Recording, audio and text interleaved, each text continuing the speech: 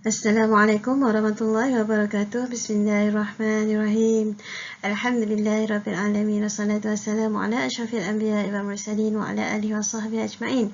Bersyukur kita kehadirat Ilahi dengan limpah dan rahmat yang dapat kita bersama-sama bagi dalam kelas PDPR pada kali ini bersama dengan Ustazah Rafqah binti Bahazan. InsyaAllah pada hari ini Ustazah akan mengajar kamu dalam bidang tilawah iaitu hafazan surah Al-Qad. Tajuk ini kamu dah sentuh, kamu dah belajar pun sebelum cuti hari tu.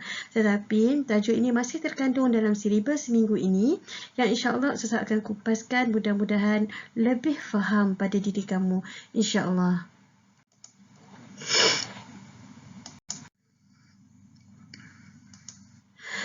Okey, untuk makluman semua, kamu kena hafal surah ini. Kena hafal surah ni. Saya yakin ramai yang dah hafal pun. Pada kelas awal-awal memang tak ada masalah.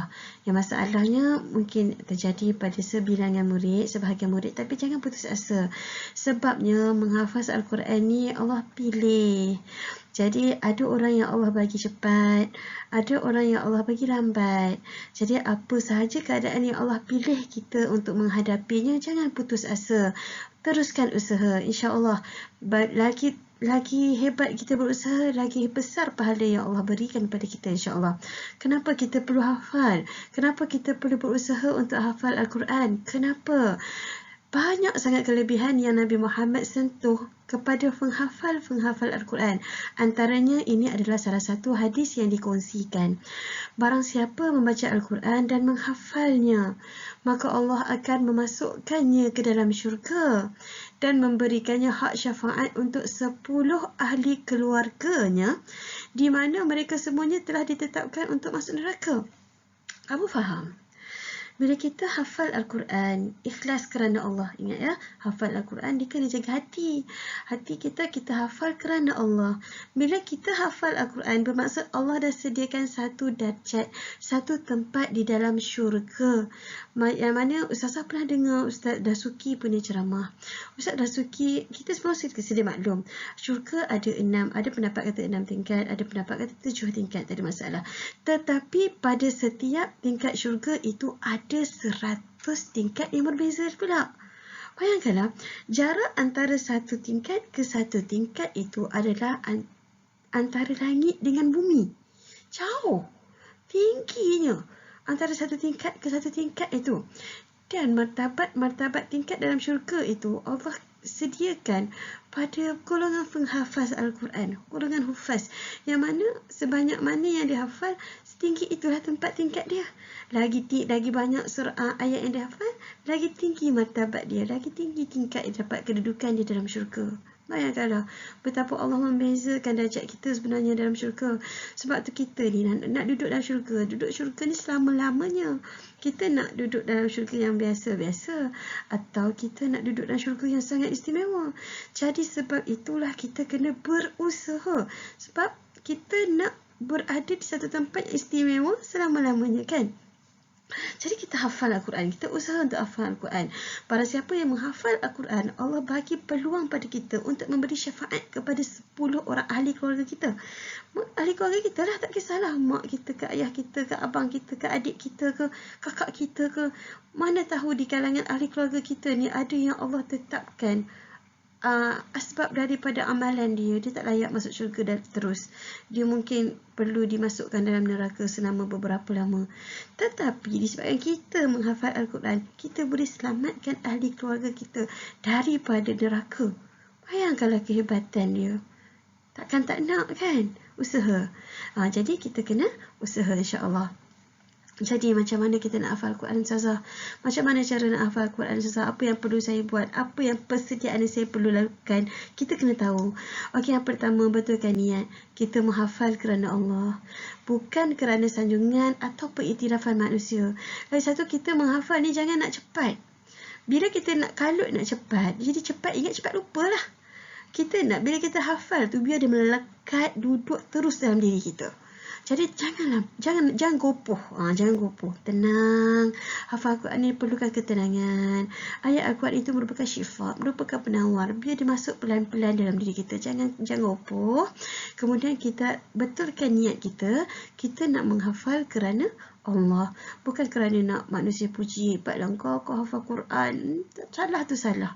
Bila kita niat selain daripada Allah, kita rugi. Kita penat buat ibadat tapi kita tak dapat ganjaran. Rugi. Okey. Yang kedua, bila kita nak menghafal Quran, kita pastikan kita berwuduk. Memang Quran banyak pendapat kita, walaupun kita tak ada wuduk, kita boleh pegang Quran terjemahan kan. Tetapi sebenarnya kalau kita ambil sejarah daripada cendekiawan Islam yang terhebat, yang ternama lah, Imam Syafi'i ke Imam Ahmad ke apa semua kan, semuanya bukan kata nak baca Quran, nak hafal Quran je berwuduk, sentiasa berwuduk, nak menulis kitab pun berwuduk, nak belajar pun berwuduk. Sebab wuduk ni jadi protection kita daripada syaitan. Sebab tu bila kita nak menghafal Quran ni, syaitan ni dia datang daripada pelbagai arah sebab dia nak menghalang kita daripada menghafal Quran. Jadi apa protection kita? Wuduk lah. Sebab tu pastikan sebelum kita hafal Quran, kita ambil wuduk. Sebenarnya kalau kamu lebih hebat, nak menjadikan orang yang lebih hebat, pastikan diri kamu sentiasa berwuduk. Setiap kali pergi tandas, ambil wuduk semula. Kentut, ambil wuduk semula. Susah lah Ustazah. Susah pada peringkat awal. Tapi bila lama-lama kamu dah biasa, tak susah lagi dah. InsyaAllah. Okey, seterusnya, kita perlukan suasana yang tenang. Jauhi diri daripada hiruk pikuk, adik-beradik bergaduh ke apa semua. Bunyi TV, bunyi gadget lah terutamanya. Benda tu sangat berganggu. Cari tempat yang tenang. Duduk dalam bilik seorang-seorang ke, duduk bawah pokok ke, kat halaman rumah ke. Carilah kat mana-mana yang tenang. Kemudian, gunakan Al-Quran yang sama. Bila kita nak menghafal Al-Quran, kita tak digalakkan ubah-ubah Al-Quran. Kita kena gunakan Al-Quran yang sama sebab benda tu daripada mata kita tu, kita tengok pada ayat-ayat tu, dia boleh melekat tau. Kita boleh ingat. Kadang-kadang kita boleh gambarkan ayat tu keluar tau. Kita pecah mata, nampak je ayat tu keluar. Kita nampak je muka surat Al-Quran yang kita guna tu. Jadi kita gunakan Al-Quran yang sama. Jangan ubah-ubah. Kemudian jangan putus asa. Memang susah. Hafal Quran ni pada peringkat awal memang susah. Tapi jangan putus asa. Sebab bila kita putus asa, kamu kena tahu bila putus asa itu datangnya daripada syaitan. Kamu kena tolak tu. Sebab syaitan tak nak kita hafal Quran. Buang perasaan tu. Jadi jangan putus asa. Memang susah Quran ni, nak hafal Quran susah. Sebab apa? Sebab ini jihad. Mana ada jihad yang senang. Nak masuk syurga. Syurga tu mahal harga dia. Syurga tu mahal. Mesti tak bayaran dia pun mahal kan. Jadi usaha insya-Allah. Okay, kemudian sentiasa mengulangi bacaan. Apa yang kita hafal kita kena ulang hari-hari sebenarnya. Jadi barulah kita boleh ingat. Jangan tinggal. Jangan hari ni kita hafal surah Al-Qad. Nanti mentang-mentang lah kan exam pun tak tentu hala dah sekarang ni kan. Kamu pun tak ulang lagi dah. Tiba-tiba tahun depan ingat lagi tak? Tak ingat dah lah. Tapi dah pernah hafal Ustazah. Memanglah. Benda kita tak ulang, memanglah kita akan hilang. Benda tu akan hilang. Okay? Jadi bila kita dah hafal sesuatu ayat, kita dah hafal sesuatu surah, lazimi untuk ulang. Okay? Ulang hari-hari. Ataupun 2 hari sekali. Mesti ulang. Kemudian kita minta bantuan ahli keluarga kita untuk semak hafazan. Kita tak boleh syok sendiri ya. Hafal Al-Quran ni tak boleh syok sendiri. Sebab kadang-kadang bila kita hafal, kita tak perasan kat mana salah kita. Jadi kita kena minta bantuan. Tambah sekarang kamu PDPR. Kalau kita kat kelas, Ustazah suruh hafal, Ustazah dengar kamu punya bacaan kan. Ataupun Ustazah kata semak, kawan-kawan tolong semak. Kawan ni berpasangan kan, semak kan. Itu di kelas, senang. Tapi sekarang kamu berada di rumah, kamu macam mana sekalipun kamu perlukan bantuan ahli keluarga. Mak, ayah, saya dah hafal surah Al-Qad, tolong semak boleh? Ataupun abang, kakak, yang mana yang boleh hafal Quran? Kalau adik dah boleh baca Quran, boleh dah adik tolong semak hafazan abang sekejap, boleh? Kan? Minta bantuan, kita kena ada support. Okey, kemudian kita banyak doa. Memang banyak doa. Sebab benda ni kita buat untuk Allah kan? Jadi kita minta Allah tolong aku ya Allah, aku nak hafal Quran ya Allah, mudahkanlah usaha. Minta tolong mak ayah, saya ni nak hafal Quran tau, saya nak suara susah, boleh tak mak ayah tolong doakan saya berjaya untuk hafal Quran? Mustahil mak ayah kamu tak nak kan. Mak ayah dengar kamu nak hafal Quran pun dah rasa berbunga-bunga hati rasa. Okay. Ya Allah, seronoknya Allah buka pintu hati kamu untuk hafal Quran. InsyaAllah mak ayah kamu akan doa dengan kamu. Ini juga kelebihan untuk mak ayah. Kalau mak ayah tanya kenapa nak hafal Quran, kau hafal sifir je lah. Kau hafal Quran ni bukan masuk peksa pun. Memang tak masuk peksa mak. Memang tak masuk peksa ayah. Tapi kalau kita hafal Quran, kita boleh masuk syurga dengan mudah. Nak tak? Kan? Cakap macam tu Okey, sentiasa mencari masa untuk menghafal Al-Quran. Biasanya kita akan kata tak ada masa lah susah nak hafal Quran. Kalau ikut masa kita memang tak ada. Sebab itu kita kena wujudkan masa untuk Al-Quran. Yalah, masa yang kita ada, kita nak tengok TV, nak main game, nak tengok Facebook, nak tengok Twitter, macam-macam kan? Tak ada masa nak hafal Quran ni. Bosan kan? Sebab tu tak boleh. Al-Quran ni kita yang kena peruntukkan masa khas untuk dia. Kalau kita rasa Al-Quran ni bukan hobi ya. Apa maksud hobi? Hobi adalah benda yang kita buat di masa lapang. Tapi Al-Quran bukan hobi. Al-Quran ni kewajipan pada kita. Kita tak boleh baca Al-Quran, hafal Al-Quran pada waktu lapang. Sebab kadang-kadang hidup kita tak ada pun waktu lapang, kan? Walaupun banyak tidur sebenarnya hidup kita, tapi memang kalau fikir-fikir tak ada lah saya waktu lapang, saya tak ada masa nak hafal Quran. Memang tak ada kalau difikirkan. Sebab itu kita kena faham Al-Quran ini kewajipan. Apabila Al-Quran itu kewajipan, kamu kena sediakan masa untuk Al-Quran. Faham? Okey? Seterusnya, jauhi perbuatan dosa daripada Imam Ghazali. Ini pesan Imam Ghazali. Saya minta maaf, sebahagian daripada kata-kata Imam Ghazali dilindungi oleh gambar Ustazah. Okay, minta maaf ya. Saya akan baca. Pesan Imam Ghazali, ilmu itu cahaya. Dan cahaya Allah tidak akan diberikan kepada orang yang melakukan maksiat. Jauhi perkara maksiat. Kamu lelaki tambah-tambah lelaki ni, pintu maksiat dia terbuka banyak tau, terutamanya pada mata. Yalah, kamu tengoklah, kalau kamu buka gadget kamu tu kan, walaupun hatta kamu nak main game, tembak-tembak, ada tak kamu nampak orang yang buka aurat? Ada je kan? Dosa tu. Jadi macam mana? Orang yang menghafal Al-Quran dia tak boleh menjebakkan diri dia kepada perbuatan dosa dan maksiat. Kena jaga mata tu betul-betul. Orang lelaki, mata adalah kunci. Mata adalah kunci. Sebab daripada mata lah timbulnya, terbukanya pintu-pintu dosa yang lain. Okey? Jadi, ini adalah tips. Okey, seterusnya. Kita tengok apakah surah Al-Qad. Kita tengok sini surah Al-Qad ni yang mana? Bismillahirrahmanirrahim. Inna anzalnahu fi lailatul qadr. Wa ma adraka ma lailatul qadr. Lailatul qadri khairun min alfi shahr. تنزل الملائكة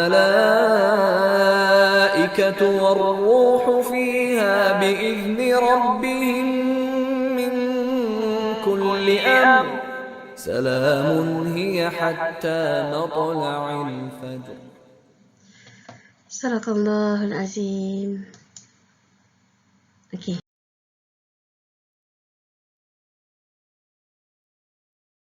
Nampak dah surah Al-Qad yang mana? Kan? Tahu kan? Ramai dah hafal dan masih juga ada yang belum hafal. InsyaAllah lepas ni hafal ya. Lepas kelas ni usaha untuk hafal. Okey, ini surah Al-Qad. Bismillahirrahmanirrahim. Inna anzalnahu fi lailatul qadr.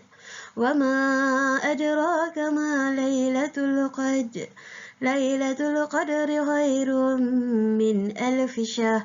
Tanazzalul malaikatu warruhu fiha biizni rabbihim min kulli amr. Salamun hiya hatta matla'il fajr. Okey, boleh ya? Nanti ulang-ulang baca. Okey, kita nak berkenalan dululah dengan surah Al-Qad ni. Apa kepentingan surah Al-Qad? apa perkara-perkara yang berkaitan dengan surah Al-Qad ni kan. Secara ringkas sahaja. Saya ringkas. Okey, surah Al-Qad merupakan surah yang ke-97 dalam Al-Quran.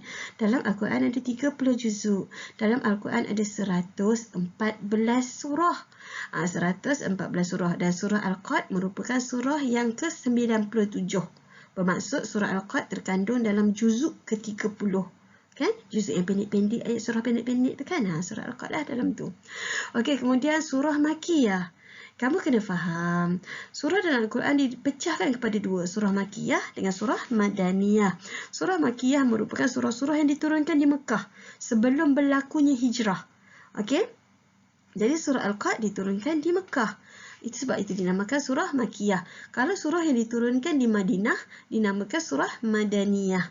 Okey. Kemudian surah ni mengandungi 5 ayat sahaja. 1, 2, 3, 4, 5 sahaja. Kan? Senang nak hafal sepatutnya kan, insyaAllah. Dia menceritakan keistimewaan malam Lailatul Qadar. Malam Lailatul Qadar. Okey. Apa keistimewaan malam Lailatul Qadar? Yang pertama, diturunkan Al-Quran dari Lauh Mahfuz ke Baitul Izzah. Ini adalah daripada Lauh Mahfuz ke Baitul Izzah, Al-Quran diturunkan sekaligus, semua sekali. Baitul Izzah ni di langit dunia. Lauh Mahfuz ni tinggi lagi. Lauh Mahfuz, daripada Lauh Mahfuz ke Baitul Izzah, Allah turunkan sekaligus. Daripada Baitul Izzah ke Nabi Muhammad itulah Jibril turunkan secara beransur-ansur. Itulah yang memakan masa 23 tahun. 13 tahun di Mekah dan 10 tahun di Madinah. Ya. Jadi daripada Baitul Izzah kepada Nabi Muhammad diturunkan secara beransur-ansur. Daripada Lauh Mahfuz ke Baitul Izzah sekaligus. Okey, ini pendapat yang paling kuat lah. Okey, dia ada banyak pendapat lagi ya. Okey, seterusnya malaikat turun ke bumi sehingga sesak, sehingga penuh bumi ni dengan malaikat. Ustazah tak pernah rasa apa Ustazah. Okey je. Yang rasa sesak dekat Tesco, dekat Maidin, dekat Aeon je. Memanglah. Sebab kita ni jasad yang nampak. Kita diciptakan daripada tanah kita. Orang kata jasad yang nampak. Tapi malaikat dijadikan daripada cahaya. Cahaya? Boleh pegang cahaya tak? Tak boleh pegang kan? Nampak cahaya boleh pegang cahaya? Tak boleh cahaya kan? Jadi cahaya ni dia boleh dimampatkan. Jadi pada malam Lailatul Qadar ni, malaikat turun ke bumi beramai-ramai sehingga kan keadaan bumi ni penuh sesak. Masya Allah. Okey, seterusnya, diberikan kebaikan melebihi 1000 bulan bagi sesiapa yang menghidupkan malam Lailatul Qadar. 1000 bulan ni selama mana Ustazah? Selama 83 tahun 4 bulan lebih kurang. Bermaksud kalau kamu solat Isyak pada malam itu, kamu dah mendapat pahala seolah-olah kamu solat Isyak selama 83 tahun 4 bulan. InsyaAllah. Kalau kamu bersedekah pada malam itu, kamu mendapat pahala bersedekah umpamanya 83 tahun 4 bulan. Contoh kamu sedekah RM1. Selama 83 tahun 4 bulan tu, kamu diberi pahala selama setiap hari yang kamu sedekah RM1 tu. Macam tu umpamanya. Besarnya pahala yang Allah beri. Kalau kita baca Quran, pahalanya begitulah. Sebanyak itulah. Hebatnya pada malam Lailatul Qadar. Malam Lailatul Qadar ni bila Ustazah? Okey, jumhur ulama berpendapat malam Lailatul Qadar ni dalam bulan Ramadan lah. Yang ada pendapat-pendapat lain tu saya tak nak lepas lah kan. Nanti kamu dah besar sikit, kamu belajar tinggi sikit, insyaAllah kamu boleh belajar sendiri. Okey, seterusnya teknik menghafal cara mudah. Macam mana kita nak hafal cara mudah Ustazah? Kalau saya susah lah Ustazah. Inna anzalnahu fi lailatul qadar. Panjang Ustazah. Bagi saya panjang. Macam mana ya Ustazah nak buat? Okey, ini Ustazah bagi contoh. Yang mana contoh pada surah Al-Qad dan kamu boleh guna untuk surah-surah lain juga. Macam mana? Ini ayat dia. Inna anzalnahu fi lailatul qadar. Macam mana nak buat? Kalau kamu rasa panjang ayat ni, nak hafal dia susah, kamu potong-potongkan dia. Potong-potongkan macam mana Ustazah? Macam ni. Inna anzalnahu. Kamu hafal yang ni dulu. Ulang ni dulu. Kamu mula-mula kamu tengok. Sebab kalau macam kelas Ustazah suka buat macam mana tau. Ustazah suka, okey, tengok yang ni dulu. Ulang dulu 3 kali, tengok. Inna anzalnahu. Inna anzalnahu. Inna anzalnahu. 3 kali. Kemudian tutup mata. Tutup mata, kamu cuba bayangkan balik tulisan tu dan kamu cuba sebut. Inna anzalnahu. Kalau kamu ingat, bagus, Tania boleh teruskan. Ulanglah 3-4 kali lagi kan. Tapi kalau macam inna apa? Tengok balik. Inna anzalnahu. Okey, anzalnahu. Kalau kamu rasa susah nak tulis rumi ke, terpulanglah pada kamu. Janji dapat insya-Allah kan.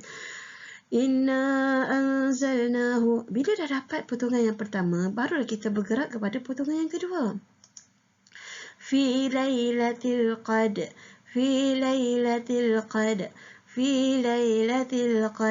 Ulang. Boleh tengok dulu. Fi lailatul qadr. Lambat-lambat tengok. Tengok betul-betul. Fi lailatul qadr. Fi lailatul qadr. Hafal Quran ni jangan kupu. Ramai bila dah hafal Quran dia ingat semua ayat, tapi tajwid dia kucak-kacir. Panjang pendek entah ke mana, dengung entah ke mana, hodoh tau. Memang buruk bacaan yang tanpa hukum tajwid. Jangan macam tu ya anak. Bila kita menghafal, pastikan kita bukan sekadar dapat perkataan dia, tetapi kita masukkan, tekankan juga pada hukum tajwid dia biar betul. Okey. Inna anzalnahu, dengung kat mana, panjang kat mana, pendek kat mana. Fi lailatul qadr. Okey, tengok pada potongan kedua tadi kan. Kamu tengok fi lailatul qadr. Tengok ulang 3 kali. Bila kamu rasa dah macam okey, kamu pejam mata. Fi lailatul qadr. Bila dah dapat potongan kedua tu, pejam mata, gabung dengan yang potongan yang pertama tadi. Inna anzalnahu fi lailatul qadr. Kalau dah dapat, alhamdulillah lah. Ulang lagi. Bagi kamu rasa mantap yang kamu dapat tu. Inna anzalnahu fi lailatul qadr. Kalau kamu sangkut-sangkut mana-mana, tengok. Tengok betul kan? Pasti kamu hafal yang betul. Okey? Kamu tengok balik. Okey, rasa mantap. Baru kita pergi ayat kedua. Ustazah, macam mana nak potong-potong ni Ustazah? Mana ada ketah-ketah nak potong-potong ni Ustazah? Okey, kalau tak ada ketah nak potong-potong, sebaiknya janganlah tulis atas ketah potong-potong macam ni, sebab nanti masalah nak simpan. Kamu akan simpan merata, pijak-pijak, tak baik ya ayat Quran, surah ni, potongan Quran ni tak baik macam tu. Jadi Al-Quran kamu tu, kamu ambil pensel. Yang ni Ustazah buat masa Ustazah belajar dulu. Ustazah kan pandai sangat pun. Jadi Ustazah pun bila ayat-ayat panjang pun susah nak hafal juga. Ustazah buat macam mana? Ustazah buat macam ni. Ambil pensel tau. Pensel. Sebab apa? Sebab nanti nak boleh padam balik. Jangan guna pen. Ambil pensel. Kita potong kat sini. Nampak tak? Okey. Kamu tengok pada ayat ini. Tengok pada ayat ni. Okey. Kamu buat garisan kat situ. Nampak? Inna anzalnahu. Okey, hafal bahagian ni dulu. Inna anzalnahu. Bila dah dapat bahagian ni, baru masuk bahagian ni. Fi lailatul qadr.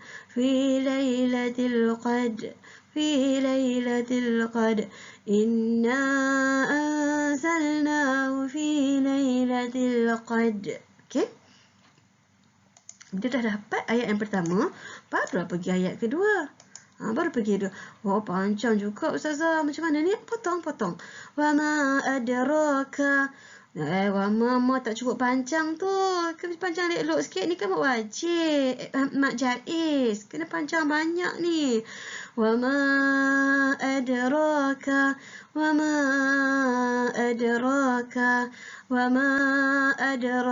Macam mana pula? Wa ma adraka.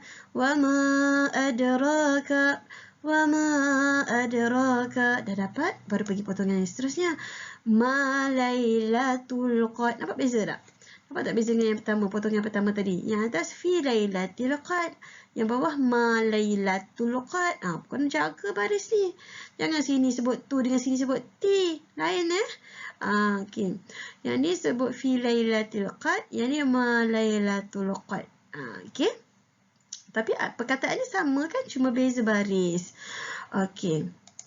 Ataupun kamu boleh potong pada Quran kamu tu. Okey, seterusnya ayat ketiga. Pun sama, buat macam tu. Potong. Lepas tu ataupun potong di sini. Buatlah seterusnya sampailah habis surah ni. Kaedah yang sama. Jangan gopoh. Biar lambat, asal dapat. Asal betul. Tak nak biar ingat. dah ingat tapi salah sini. Tak ada kualiti, tak nak tak ada kualiti. Malaikat tak suka, Allah tak suka. Nanti kita baca tak ada pahala. Hafazan kita tak ada pahala. Rugilah kan. Jadi biarlah hafazan kita ni lambat tapi tepat betul. Cantik hukum tajwid dia. Okey. Boleh InsyaAllah. Okey, seterusnya Ustazah nak sentuh pada bahagian tajwid. Penting. Ustazah tajwid ni penting lah. Sebab kalau kamu tak tahu tajwid, bacaan kamu salah lah. Okey, macam mana tajwid? Kita tengok. Okey, ini surah dia. Pada hukum yang pertama yang Ustazah nak sentuh adalah hukum mad asli. Alah, senang. Senang kan mad asli ni? Senang lah bagi pada yang ingat. Ramai yang tak ingat pun. Kan, dia jahli 5. Mad asli pun tak ingat. Cubit baru tahu. Okey.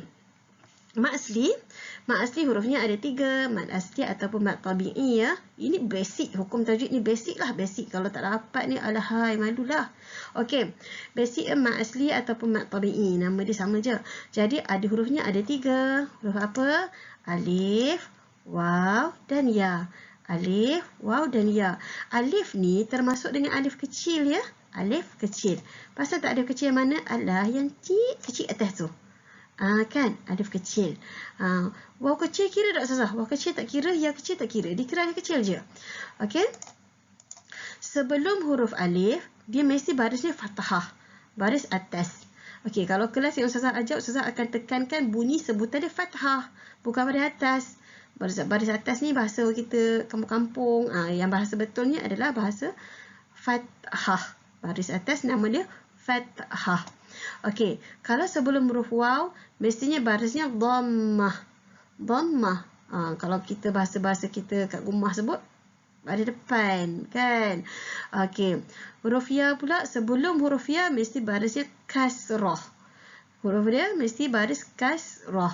Atas alif, atas waw, atas ya tak ada baris. Mengikut kaedah resam Usmani. Kalau kamu pakai Quran lama-lama, badai umur upah ke apa ke kan? Kalau Quran lama, atas alif waw ya ada baris, ada tanda sukun. Okey, tapi kalau resam Usmani, Quran yang baru-baru ni, atas huruf alif, atas huruf waw, atas huruf ya, dia tidak ada apa-apa baris, kosong. Jadi jom kita cari. Mana dia? Okey, tengok pada ayat yang pertama. Ada tak? Alif ke, alif kecil ke, ya ke, waw ke, ada tak? Ini perasan tak? Ini huruf alif, tapi atas alif ada baris. Bukan, Ustazah sebut huruf alif mesti tak ada baris. Yang mula-mula ni pun alif juga, tapi ada baris. Tak boleh. Ni pun alif, ada baris. Tak boleh. Nun, zal, lam, nun. Alif kecil. Alif kecil nampak tak alif kecil? Sini alif kecil kan? Alif kecil, sekarang atas alif kecil ada baris? Tak ada kan? Sebelum huruf alif kecil, barisnya mana? Fathah.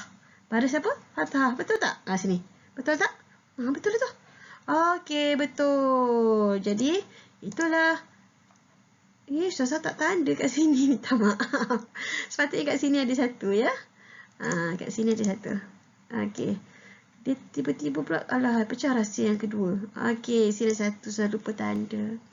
Okey, itu yang pertama, nun alif kecil kan. Fi, nampak tak sini ya? Ni ya kan. Sebelum huruf ya, barisnya kasrah. Atas huruf ya tak ada baris. Okey, betul? Ini fi. Kemudian ini huruf ya juga kan. Tapi atas ya ada sukun. Bukan. Sebelum huruf ya pun barisnya ke atas. Bukanlah. Okey, ada lagi? Tak ada dah pada ayat pertama. Ayat kedua. Wa ma adraka. Ni ada alif tapi atas alif ada tanda panjang. Bukan. Ini alif ada baris. Bukan. Alif kecil, jeng. Atas alif tak ada baris. Kemudian ada ra, sebelum huruf ra fathah. Okey. Jadi mana dia? Ini sudah tak tanda lagi kat situ. Ni. Ini pun mak asli. Okey, mak asli. Ini mak asli. Mana lagi satu mak asli? Mana lagi? Tak ada dah. Okey, pada ayat ketiga tak ada. Ustazah pergi laju ya. Okey, kemudian ayat yang keempat ada tak? Ini mak asli tak? Ini mak asli tak? Ada alif kecil ni Ustazah. Sebelumnya fathah. Mak asli ke tak? Tak. Nampak tak? Ada tanda panjang atas dia.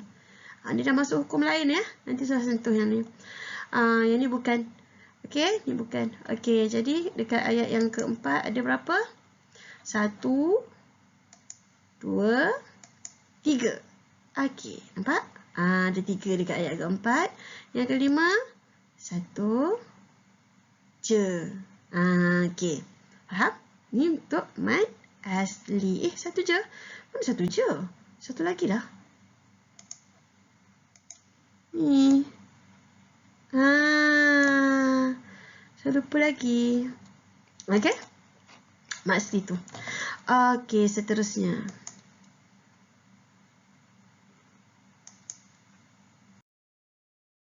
Okey, hukum tajuk apa pula ni Ustazah?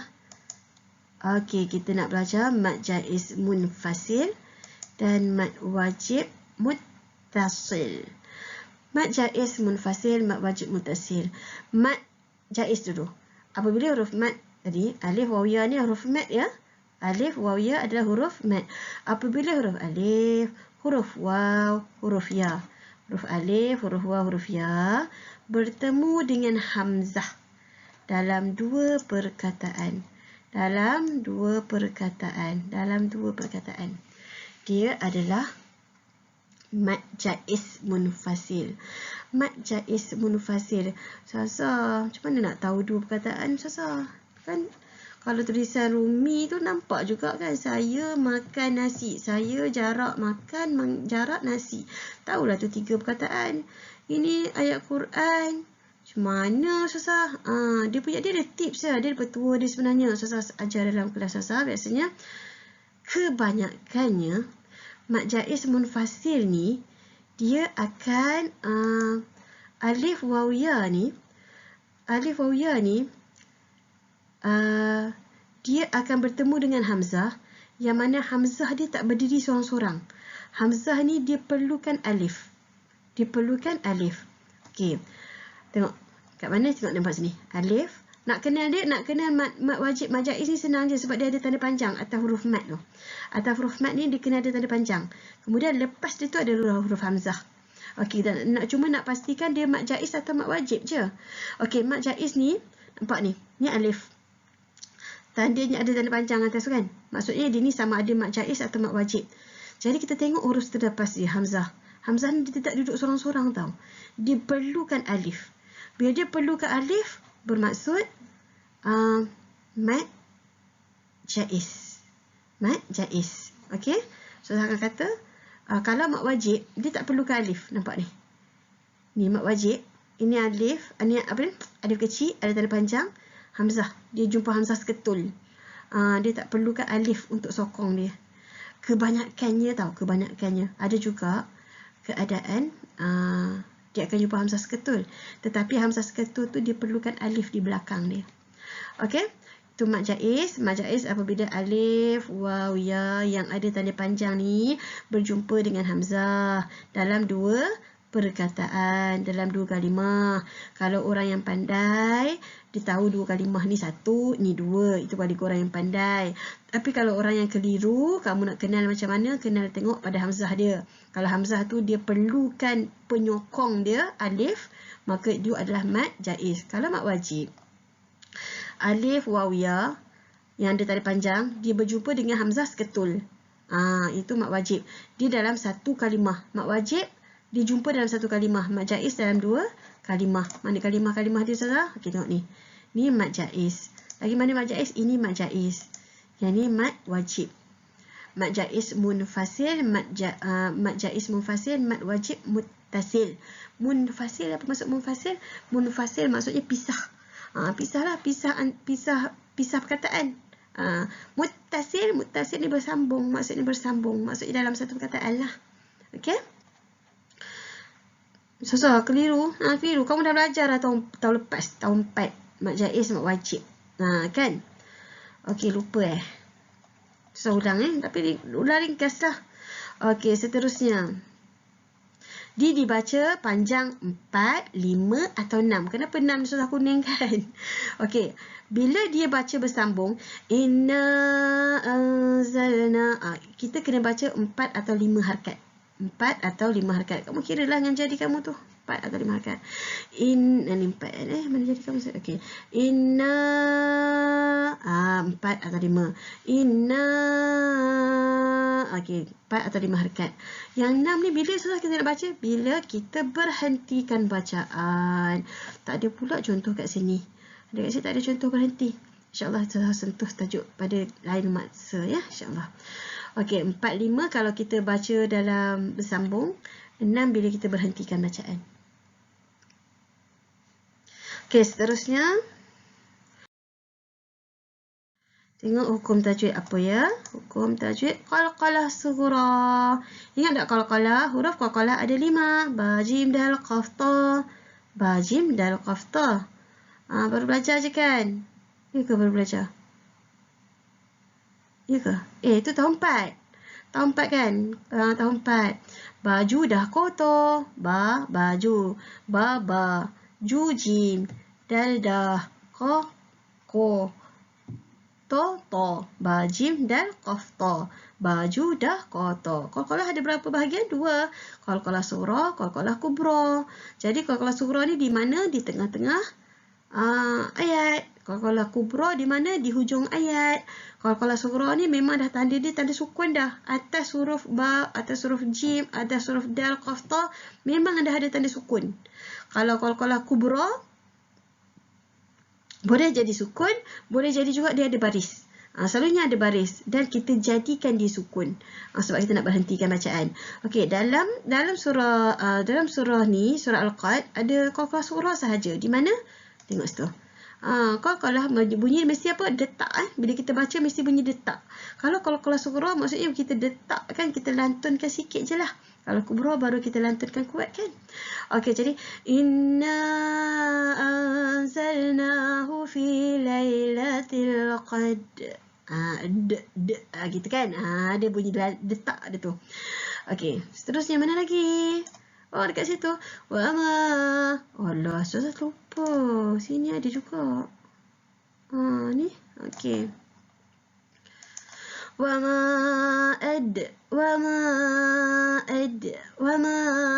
adraka ma lailatul qadr. Okey, seterusnya. Ada. Lambat pula dia keluar. Okey. Lailatul qadri khairum min alfi syahr. Lailatul qadri khairum min alfi syahr. Kemudian ayat sekali dekat ayat keempat tak ada. Salamun hiya hatta Salamun hiya hatta matla'il fajr. Jadi dekat sini ada huruf ba tak? Huruf ba tak ada. Jim ada. Ba, jim. Dal ada. Qaf ada. Ta ada. Huruf ba je tak ada kat sini ya. Okey, huruf qalqalah ada 5. Ba, jim, dal, qaf, ta. Baju dah kotor. Qalqalah ada 2 bahagian. Qalqalah sughra, qalqalah kubra.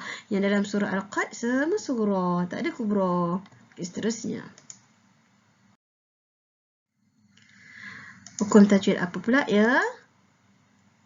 Okey, idgham mislain dekat mana? Cuba cari idgham mislain. Mislain ni apa susah Idgham mislain termasuk dalam hukum mim sakinah. Mim sakinah. Hukum mim sakinah ada 3 ya anak. Lupa ya. Mim sakinah sama ada. Mim sakinah tu apa?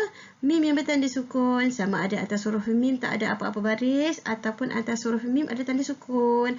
Hukum mim sakinah ada 3. Yang pertama ikhfa syafawi. Yang kedua izhar syafawi. Yang ketiga idgham mislain. Ingat dah. Ikhfa syafawi hurufnya ada 1 sahaja, iaitu huruf ba. Idgham mislain hurufnya ada 1 sahaja, iaitu huruf mim. Izhar syafawi ada berapa? Selain daripada huruf ba dengan mim, semuanya huruf izhar syafawi. Selain daripada huruf ikhfa syafawi dan idgham mislain, semuanya huruf izhar syafawi. Okey, ada tak? Cuba cari. Cuba cari mim sakinah. Dekat mana mim sakinah? Mim yang bertanda sukun. Mana? Ada tak? Sini ada tak? Tak ada? Tak ada? Ni ada mim tapi ada baris. Bukan. Ni ada mim tapi ada baris. Bukan. Ni ada mim ada baris. Bukan. Dia nak mim yang sakinah. Yang ada tanda sukun ataupun tak ada apa-apa tanda. Kat mana? Cara sini. Nampak tak? Ni. Mim. Mim tak ada apa-apa tanda atas dia. Kemudian dia bertumpang dengan huruf mim. Apakah hukum dia? Kat situ. Apakah hukum dia? Idgham misnain. Idgham misnain ni ada 3 nama. Ingat tak?